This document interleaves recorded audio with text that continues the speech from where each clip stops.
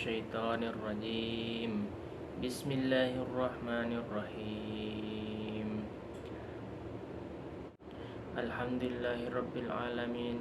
Wassalatu wassalamu ala asrafil anbiya'i wal mursalin wa ala alihi wa sahbihi ajmain, amma ba'd.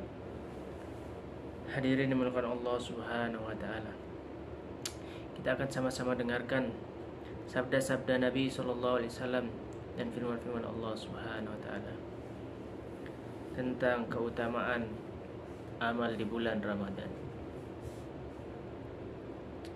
Ibadah-ibadah sunnah di bulan Ramadan.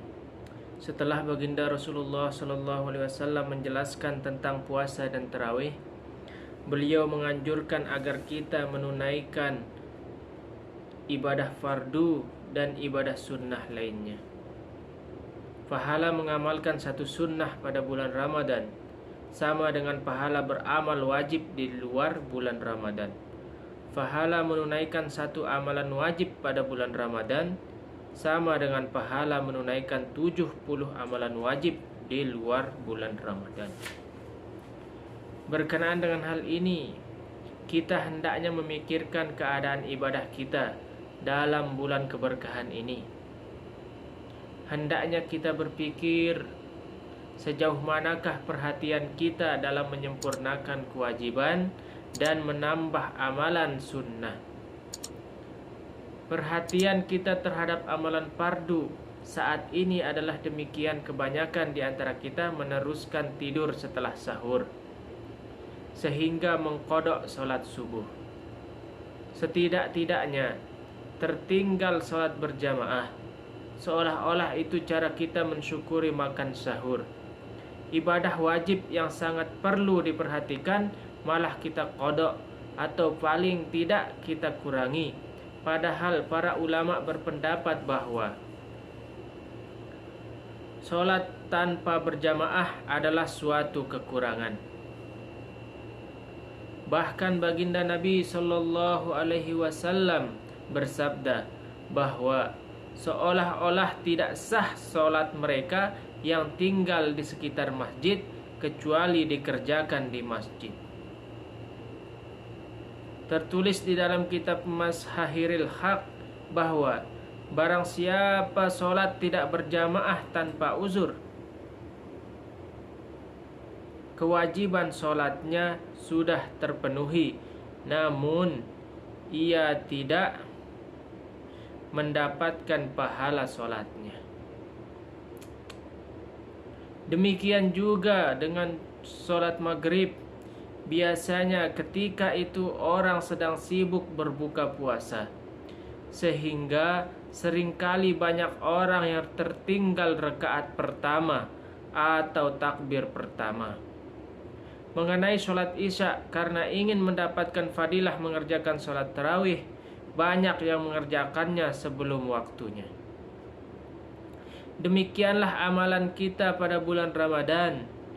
Karena ingin menunaikan satu amalan wajib, kita menyia-nyiakan 3 amalan wajib lainnya. Inilah yang paling sering terjadi. Sedangkan sholat zuhur,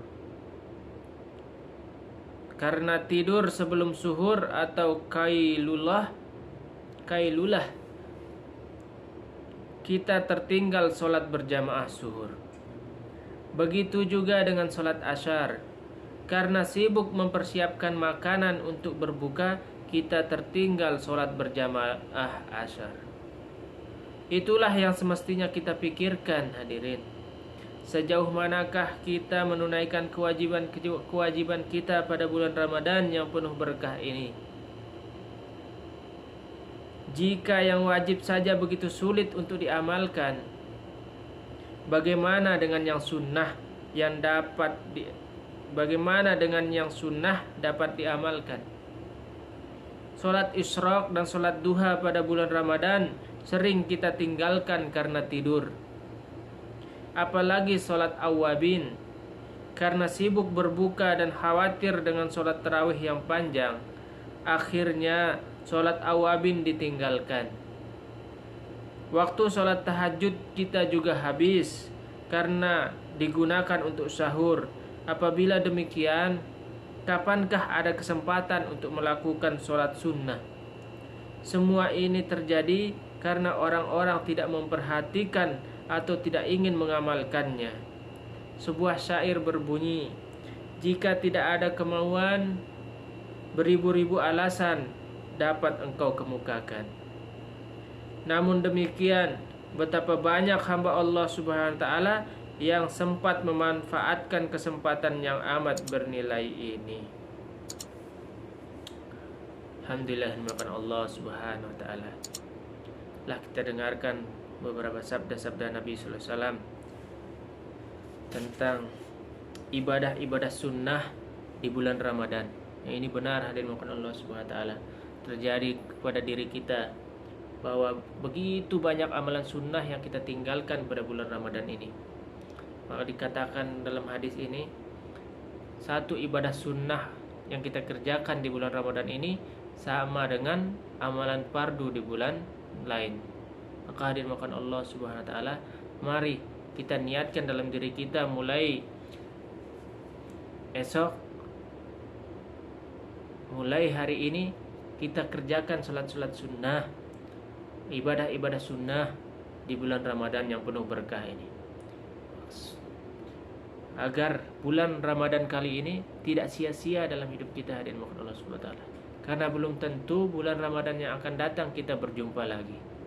Maka hadirin makan Allah Subhanahu wa taala, apa yang kita dengar ini, semoga Allah Subhanahu wa taala berikan kita kepahaman, semoga Allah Subhanahu wa taala berikan kita kekuatan untuk bisa mengamalkan dan menyampaikan.